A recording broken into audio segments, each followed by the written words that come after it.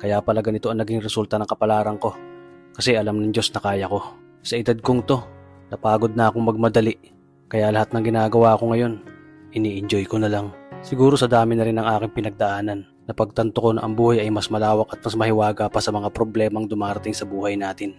Tumatanda na tayo, baka sa kakahabol natin sa masagana at maayos na buhay, ay hindi na natin nai-enjoy ang buhay.